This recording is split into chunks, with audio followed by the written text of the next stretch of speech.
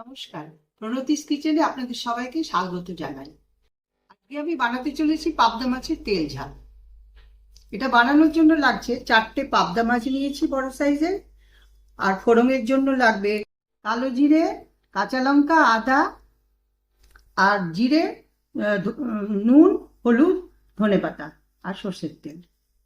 তবে আমি মাছগুলোকে নুন, হলুদ, তেল দিয়ে মেখে নিচ্ছি।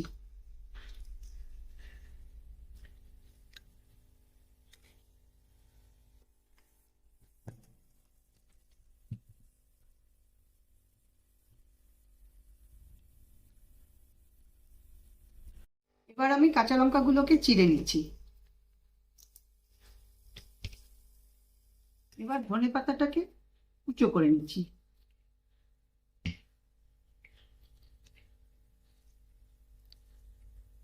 আমি চলে এসেছি রান্নাঘরে। গ্যাসটা জ্বালিয়ে নিলাম। প্রথমে কড়াইটা চাপিয়ে দিলাম। কড়াই গরম হয়ে গেছে। আমি এবার তেল দিলাম কড়াইতে। তেল গরম হয়ে গেছে। তেলের মধ্যে আমি একটু জিরে ভেজে নেব। এটা ভালো করে ভাজা হয়ে গেছে। এবার আমি জিরেটাকে তুলে নিচ্ছি।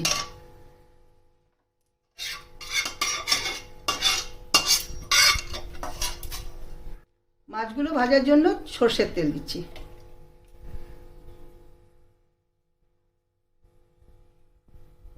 তেল গরম হয়ে গেছে। মাছগুলো আমি একে একে ছেড়ে দিচ্ছি।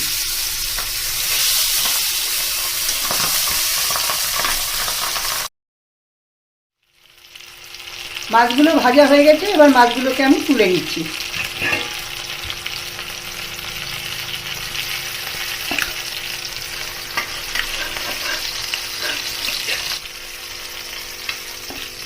পাবদা মাছের তেল ঝাল হওয়ার জন্য আমি আর একটু তেল দিয়ে দিচ্ছি। তেলের মধ্যে একটু কালো জিরে ফোড়ন দিয়ে দিলাম।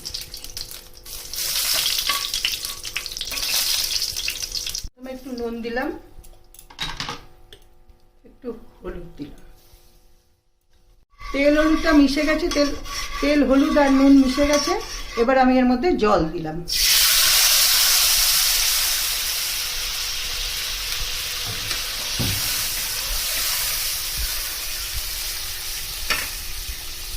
গ্যাসের ফ্লেমটা বাড়িয়ে দিয়ে ঢাকা দিয়ে দিচ্ছি। ঝোল ফুটে গেছে। আমি এর মধ্যে একটুখানি আদা আর কাঁচা লঙ্কা পেস্ট দিলাম।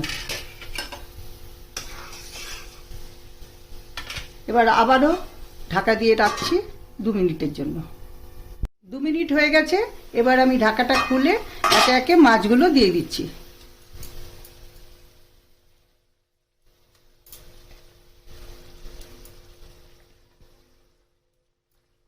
আবার ঢাকা দিয়ে দিচ্ছি।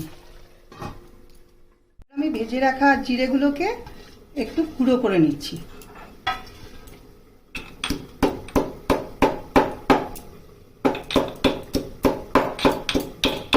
দু মিনিট হয়ে গেছে।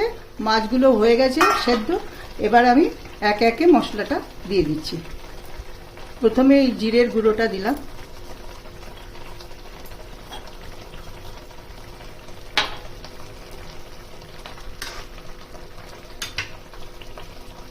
তারপরে ধনে পাতা কুচিগুলো দিয়ে দিচ্ছি।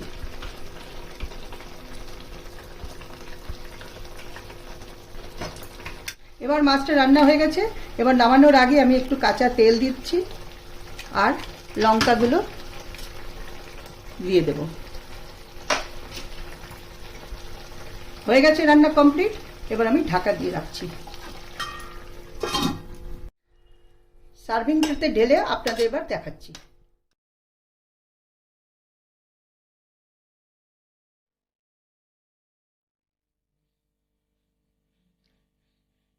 সত্যি খুব সুন্দর হয়েছে। আপনারা সকলে বাড়িতে রান্না করে খান এবং কমেন্টে জানাবেন আমাকে কেমন হয়েছে। আমার চ্যানেলটাকে সাবস্ক্রাইব করুন এবং বন্ধুদের সঙ্গে বেশি বেশি করে শেয়ার করুন।